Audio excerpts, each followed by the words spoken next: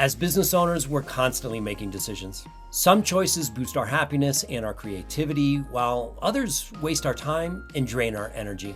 Saying no to the time wasters is a simple way to improve our life and finances. So today, we'll explore the power of saying no. My name is Lucas, and I love to help business owners and creatives simplify and improve their finances. Now, one of the best parts about being a business owner is that I get to choose how to spend my time. And one of the most challenging parts of being a business owner is that I have to choose how to spend my time. I used to wake up each morning and immediately check my email, my text, and my social feeds. Within 30 minutes, my jaw, my neck, and my shoulders would be so tight that I'd spend the rest of the day trying to escape the anxiety and bury myself in a million different distractions. Unfortunately, it took me a couple years to connect the dots, but when I finally realized that checking my phone first thing was probably creating part of the issue, I decided to do an experiment. I kept my phone off for the first 3 hours of every morning. Instead of looking at my phone or devices or any kind of social feeds, I did yoga, I meditated, I worked out, I got out into the sun, I ate a phenomenal breakfast, and guess what happened? My debilitating anxiety went away. Every moment of every day, we get to make choices. If you'd like to protect your time and energy and nurture your creativity, it's essential to say no to the things that are distracting you from your true purpose and yes to the things that are contributing to your happiness and success. Now let's get to it. The first thing I did was get clear on my daily choices. I wanted to know what I was doing that was helping me and what I was doing that was hurting me. So I invite you to get out a piece of paper, draw a line down the center of the page, and at the top left, write the word helping, and at the top right, the word hurting. The goal is simple. Make a list of every thought and every habit that's contributing to your happiness versus all the thoughts and habits that are taking away from your happiness. Let me give you a few examples.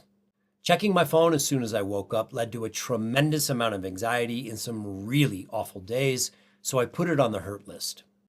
I didn't drink much, but as I got older, my hangovers, even from one drink, would have me waking up late, feeling lazy, and quite foggy. So I put drinking alcohol on the hurt list. When it came to money, I was always worried that there was never enough, and so I became really stingy.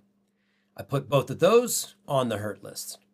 In contrast, buying friends lunch always felt really good, so I put that on the help list. Waking up early and spending time in nature make me really happy, so I added them to the help list as well. Now it's your turn. Think about your daily routine.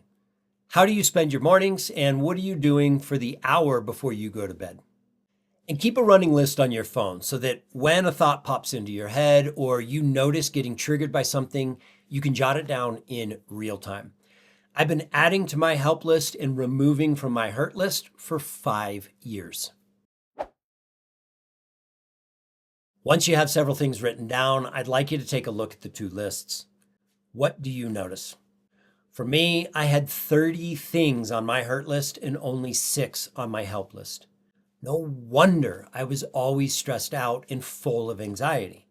I had actively been choosing to create stress and anxiety.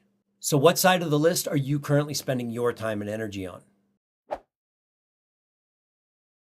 Once you have several things on your list, it's time to engage the power of no with the behaviors that are holding you back. In the book, The 4-Hour Workweek, Tim Ferriss refers to this as the low information diet. Personally, I like to call it turning off all of the noise. To start off, look over the list and identify all of the behaviors that would be really easy for you to let go of. Responding to work emails as soon as I woke up was silly, so I quit. Eating dairy made me feel like shit, so I turned that off. And complaining about my relationships, well, nobody liked that, so I opted out. For all the behaviors that would be really easy for you to let go of, go ahead and cross them off the list. Turn them off and move forward. And by the way, if your help list is really short like mine was, go ahead and look at your hurt list and then ask yourself, what's the opposite? The opposite to checking my phone every morning was to not check it at all. And the opposite of being stingy was to practice being generous. Once you've identified the low-hanging fruit, it's time to move on to the other habits and behaviors. Now, you could start saying no to these things, but in my experience, quitting things can be challenging. Have you ever tried to give up eating junk food? It's kind of hard, right? In my experience, it's much easier to practice a new skill than it is to break an old habit. Think about it. When we focus our time and energy on getting healthy, we eat well, sleep well, go to the gym, take care of our mental health, and we hang with healthy people. By pursuing healthy habits, we have very little time or interest in things that are unhealthy. It's out with the old by replacing it with the new.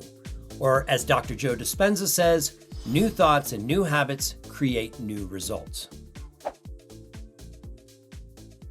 Take a moment to think about your days. What percentage is spent worried, stressed, and distracted? This is what I call living in survival mode, and I spent decades doing it. Luckily, there's a much better way. Practice saying yes to the things that are helping you and no to the things that are hurting you. By the way, this is not about being happy all the time. First off, I think that's impossible. Secondly, I don't need to be happy all the time, but I can be content, and I certainly don't have to be anxious and worried. Just like getting into shape or learning a new language, this is a daily practice and it takes time. So I invite you to ease up and be patient. Let go of the idea that you have to get it done right away. I used to wake up and immediately check my phone.